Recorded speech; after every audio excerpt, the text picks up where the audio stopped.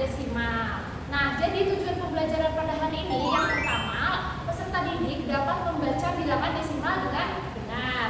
Yang kedua, peserta didik dapat melakukan penulisan bilangan desimal dengan benar. Yang ketiga, peserta didik dapat membandingkan bilangan desimal dengan benar.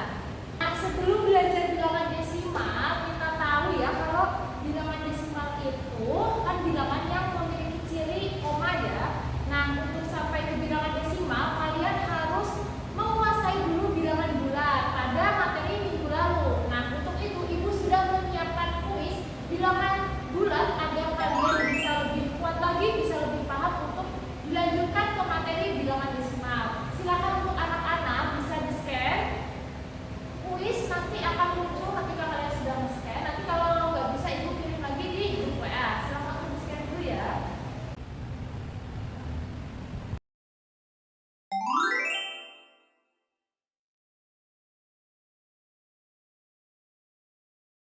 Setelah tadi anak-anak pada sudah mengerjakan kuis, tadi Ibu sudah lihat nih hasilnya. Tadi itu yang paling tinggi ada Retno. Mana Retno?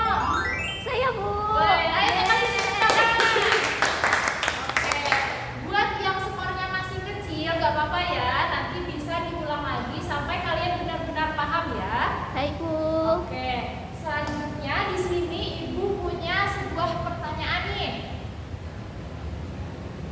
Di sebuah swalayan, Siti membeli beberapa buah dan mencatat beratnya. Semangka memiliki berat 6,85 kg. Bagaimana kalian menyatakan semangka dalam bentuk angka? Ayo, ada yang mau nulis ke depan? Aku? Oh iya, boleh Tiara. Tiara silakan maju ya. Iya, Bu. Ya, aku cari semuanya sebentar ya. Oke, setelah tadi Tiara menuliskan di papan tulis, selanjutnya Ibu punya sebuah pertanyaan. Jeruk memiliki berat titik-titik. Bagaimana cara membaca berat jeruk dengan benar? Ayo ucapkan bersama-sama berapa? 1,65 kilogram, Bu. Iya, betul. Iya. Oke, jadi tadi kita sudah belajar cara membaca dan menuliskan bilangan Simal. Ya, betul. Selanjutnya di sini Ibu mau kalian membentuk kelompok 4 sampai 5 orang ya. Siap? Siap, Bu. Oke, kelompoknya bisa dipilih sendiri ya, boleh sama teman dekat atau sama siapa saja ya, tidak boleh membeda-bedakan. Berarti bebas, Bu. Ya, bebas ya, silakan untuk dipilih sendiri. Oke. Gimana? Udah dibentuk kelompoknya belum? Sudah, Bu. Oke. Selanjutnya di sini sebelum kita membahas lebih lanjut lagi bilangan desimal, kalian tahu sendiri kalau bilangan desimal itu angkanya tidak selalu berbentuk bilangan bulat.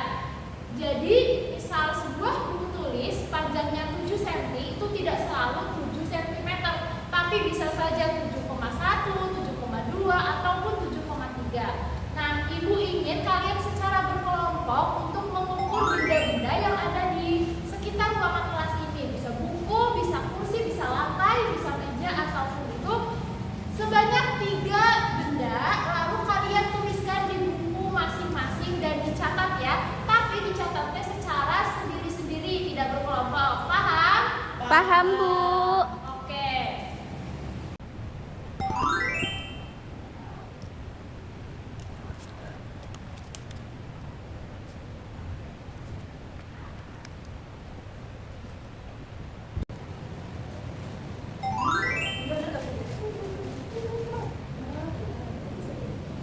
Oke, setelah tadi Ibu cek jawaban kalian di buku tulis, jawabannya keren, udah pada benar semuanya. Tepuk tangan dulu. Oke,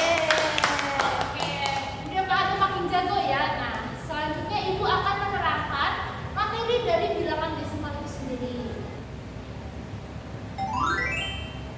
Oke, dari definisinya dulu ya anak-anak. Jadi bilangan desimal adalah bilangan yang punya penyebut khusus yaitu 10, 100, 1000 dan seterusnya. Bilangan desimal memiliki ciri khas dalam penulisannya, yaitu menggunakan tanda koma sebagai pemisah antara bilangan bulat dan bilangan pecahannya. Nah,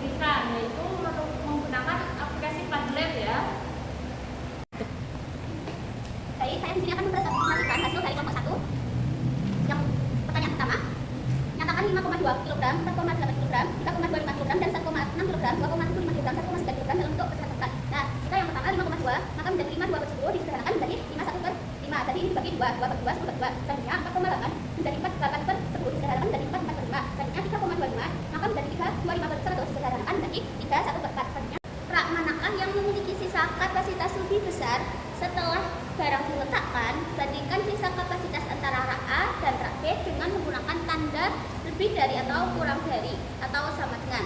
Nah, kita udah dapat sisa kapasitas A itu tadi itu 0,35 kg Bu. Terus sisa kapasitas A itu tadi kita dapat 0,15 kg. Karena 0,35 lebih besar dari 0,15 maka A memiliki sisa kapasitas yang lebih besar. Oke, terima kasih ya untuk Retno sudah mempresentasikan hasil dari kelompoknya.